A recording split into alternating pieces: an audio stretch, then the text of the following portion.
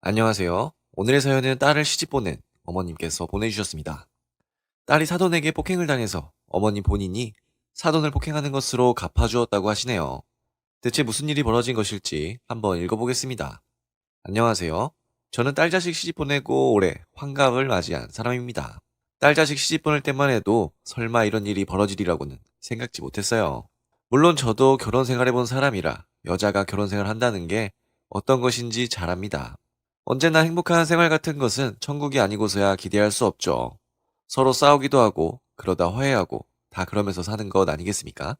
그러니 우리 딸이 남편이나 혹은 사돈집이랑 싸웠다고 하면 그 정도는 넘어갈 수 있었습니다. 누구나 다 겪는 일이고 저 역시 시댁과 많이 싸워보았으니까요. 하지만 딸이 자기 시댁에 맞았다고 하니 눈이 뒤집히더라고요. 다른 건 몰라도 문자 그대로 사람을 때렸다니 저도 화가 나서 그대로 갚아줬습니다. 대체 어쩌다 일이 그렇게까지 되었냐고요? 사실 딸이 결혼하기 전부터 사돈 내외가 썩 마음에 들지 않았습니다. 둘 다 뭐랄까 못 배운 느낌이라고 할까요? 학식이 짧은 건 아닌데 요즘 애들 표현을 빌리자면 개념이 없는 사람들 말입니다.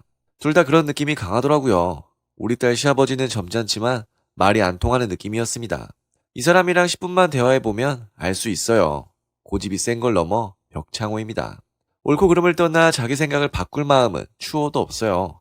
이 사람이랑 대화를 해서 합의를 보거나 타협점을 찾아 나가는 건 불가능합니다. 자기 의견을 따르거나 말거나 뿐이에요. 이 사람이랑 대화를 한다는 건 딱 두 가지만을 의미합니다. 이 사람 고집에 따라주거나 그냥 무시하거나. 다행히 딸 시아버지가 뒤끝은 없더라고요. 고집은 강해도 굳이 자기 말 안 듣는다고 깽판을 놓은 스타일은 아닙니다. 우리 딸도 시아버지 앞에서는 내내하고 나중에 말을 한 귀로 흘리는데 그래도 큰 문제는 없었답니다. 세상에는 별별 이상한 인간들도 많은데 그 정도면 크게 나쁜 시아버지는 아니라고 생각합니다. 문제는 딸 시어머니였어요. 이 사람이 처음에 저와 만난 자리에서 짓거린 소리가 아직도 기억납니다. 따님이 부족한 게 있으면 저나 우리 애가 맞춰드릴 테니 걱정하지 마세요. 듣고 흘리려면 흘릴 수도 있는 발언이었지만 전 마음에 걸렸습니다. 애들이 부족하다고 했다면, 그러니까 자기 아들이나 우리 딸이나 다 부족하지만 서로 맞춰가자고 했다면 그거야 시어머니로서 할 수 있는 말입니다. 세상에 완벽한 사람은 없으니 서로 맞춰가며 살아야 하는 거니까요. 그런데 꼭 제 딸만 끄집어내서 부족하더라도 맞춰 살겠다는 식으로 말하는 게 마음에 걸렸습니다. 우월한 자기 아들 곁에 열등한 우리 딸이 붙어 살게 되었으니 감사하라는 식으로 들렸거든요. 이상하게 마음에 걸려서 이 말을 남편에게도 그대로 전달했습니다. 남편은 대수롭지 않게 여기더군요. 사람이 입이 가벼우면 그런 식으로 말할 수도 있지. 애들이 저렇게 서로 좋아하는데 말 한마디 잘못했다고 파혼하기가. 괜히 애들 신경 쓰게 하지 말고 못 들은 거로 해라. 이런 남편 말도 잘못된 건 아니었습니다. 애들 앞에서 무안 준 것도 아니고 저와 둘만 있을 때 한 말 가지고 결혼할 애들 마음을 흔들면 안 되잖아요. 하지만 지금 생각해보면 이때 사돈을 잡았어야 했다는 생각도 들지만요. 어찌되었던 우리 애는 결혼했습니다. 결혼하고 한동안은 큰 문제가 없었는데요. 한 1년 정도 지났을까요? 그때부터 애가 무언가 달라지는 모습을 보이는 겁니다. 엄마 앞에서도 주눅이 들고 말수도 줄고 하는 게 정상이 아닌 것 같았어요. 이상해서 어느 날 애한테 술 먹이고 물어봤습니다. 너 요즘 왜 그래? 뭔가 힘든 일이 있니? 좀처럼 입을 열지 않던 애가 술이 들어가니 말을 하더라고요. 어린아이처럼 엉엉 울면서 이야기를 합니다. 시어머니 죽이고 싶어. 솔직히 정말 놀랐습니다. 우리 애가 생전 누구 죽이고 싶다는 이야기를 안 하던 애였거든요. 말 들어보니 시어머니가 애를 괴롭히는 게 도를 넘어서는 수준이라 합니다. 자기 친엄마에게도 매일 전화는 안 하는데 시어머니에게 매일 전화해서 안부 인사 드리라고 하는 건 기본이고요. 아이 낳은 계획부터 시작해서 살림에 일상생활 하는 것까지 1부터 100까지 간섭을 안 하는 게 없답니다. 그 간섭도 좋은 방향으로 하는 게 아니라요. 자기 집안과 자기 아들은 높여주고 우리 딸과 우리 집안을 깔아뭉개는 식으로 떠든답니다. 애가 술 냄새를 풍기면서 자기 힘든 이야기를 구구절절 늘어놓는데 보는 제가 억장이 무너지더라고요. 아이가 좀 과장해서 말하거나 아니면 자기 관점에서 이야기할 수는 있겠죠. 하지만 보통 힘들지 않고서야 다 큰 애가 엄마 앞에서 엉엉 울면서 사람 죽이고 싶다는 이야기를 하겠어요. 우리 애랑 술 많이 먹어보고 남 뒷말도 많이 까봤지만 죽인다는 말이 입에서 나온 적은 없는데요. 이대로 있을 일이 아니라고 생각해서 남편이랑 의논했습니다. 남편은 우리가 직접 나서는 걸 내켜하지 않더라고요. 우리가 나섰다가 진짜 애들 결혼 파탄 나면 큰일 아이가. 그럼 어떡해. 애가 시어머니 죽이고 싶다는데. 환장하겠네. 가만 놔둘 수도 없고 우리가 나서서 부모 싸움 만들 수도 없고 일단 애한테 자기 시어머니한테 좀 더 적극적으로 맞서라고 해봐라. 그걸로 될까? 괜히 우리가 나섰다가 애들 관계까지 망가지면 우리가 다 책임져야 한다. 좀 참아봐라. 확실히 딸이 어린애도 아니고 엄마가 다 나서서 처리하는 건 안 된다는 남편 말에도 일리가 있었습니다. 그래서 딸에게 충고했죠. 기죽지 말고 무슨 일 있으면 엄마가 뒷배를 봐줄 테니 시댁에든 남편에게든 당당히 맞서라고요. 딸도 알겠다고 하더라고요. 이조원이 그런 결과를 낳을 줄은 상상도 못했지만요. 며칠 뒤의 일이었습니다. 갑자기 딸에게서 전화가 옵니다. 엉엉 울면서 전화가 왔는데 병원이랍니다. 놀라 달려가니 딸이 양뺨이 부은 채로 병원 로비에 앉아있더라고요. 무슨 일이 있냐고 물었더니 딸이 말하더군요. 시어머니에게 이러지 말라고 이야기했는데 시어머니가 뺨을 때렸다고요. 그것도 양쪽 뺨이 다 멍이 들 정도로 마구 때리고 머리를 쥐어 뜯더라고요. 순간 마음속에서 무언가가 뚝 끊어지더라고요. 제가 알겠다고 하고 바로 사돈이라는 가게로 찾아갔습니다. 사돈이 재래시장에서 가게를 하거든요. 사돈 가게 찾아가니 마침 손님도 없이 사돈 혼자 앉아있더라고요. 사돈은 쳐들어온 절 보고 놀라지 않는 눈치였습니다. 따님 일로 왔어요? 저도 일단은 냉정하게 받았습니다.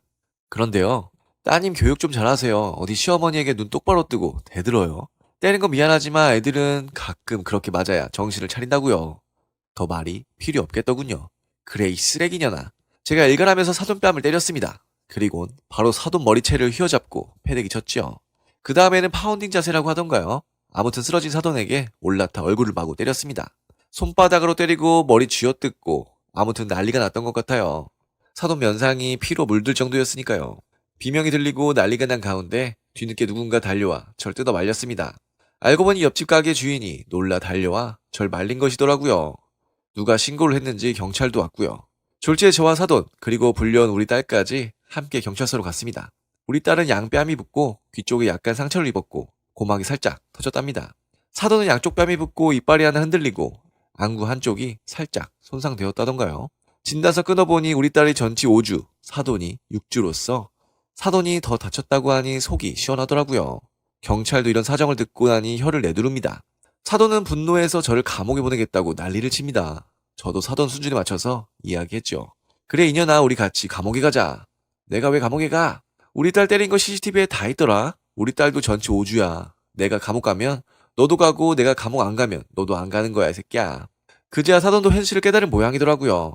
실제 우리 딸이 맞은 장소가 카페라서 CCTV에 영상이 다 찍혀 있었거든요. 우리 딸도 제가 감옥 간다는데 사돈 감옥 보내지 않으리라는 법이 없지요. 결국 둘 다 감옥 가든가 안 가든가 둘 중 하나였습니다. 일이 이렇게 되었으니 당연히 주변에서도 난리가 났어요. 우리 남편도 오고 딸 시아버지도 오고 사위도 오고 난리가 났습니다. 처가랑 우리 집안이랑 패를 나누어서 다퉜습니다. 서로 못 배운 집안이니 폭력적이니 별별 말이 다 나오더군요. 무엇보다 섭섭했던 게 사위라는 인간이 자기 엄마가 우리 딸을 먼저 때려서 벌어진 사건인데도 자기 엄마 편만 드는 겁니다. 물론 사위 관점에서 자기 엄마를 두들겨 팬 절 괘씸하게 볼 수는 있겠지요. 하지만 우리 딸까지 한 묶음으로 막 뭐라 하더라고요. 결국 제가 참다 못해 한마디 했습니다. 정말 못 배운 년이 아들 교육까지 개판으로 시켜놨구만. 장모님 지금 뭐라고 하셨습니까? 너희 엄마가 못 배운 년이라 너도 못 배웠다고 했다. 왜? 지금 이 일이 전부 너희 엄마가 우리 딸 학대하고 손찌검에서 벌어졌는데 너는 남편이 되어서 나와 딸 탓만 하고 있니? 장모님이 우리 엄마를 폭행해서 벌어진 일 아닙니까? 그 전에 네 엄마가 우리 딸 고막 터뜨린 건 생각도 안 하지? 이런 식으로 말이 통하지 않았습니다. 그때껏 남편 좋은 이야기만 하던 우리 딸도 그 모습을 지켜보더니 남편에 대한 정이 다 떨어진 모양이었습니다. 제게 말하더라고요. 이혼하고 싶다고요. 제가 알겠다고 하고 분위기를 잡았습니다. 저랑 사돈 같이 감옥 가고 이혼하느냐 둘 다 형사 합의 보고 이혼하느냐 둘 중 하나를 택할 상황이라고 못을 박았죠. 솔직히 둘 다 감옥에 가거나 호적에 빨간 줄 그으면 사돈 쪽에 잃을 게 더 많은 상황이었습니다. 저야 은퇴해서 월세 받아 먹고 살지만 사돈은 가게 운영하고 있었으니까요. 정말 감옥에 가던가 재판 다니기만 해도 자기 사업에 큰 문제가 될 수밖에 없었죠.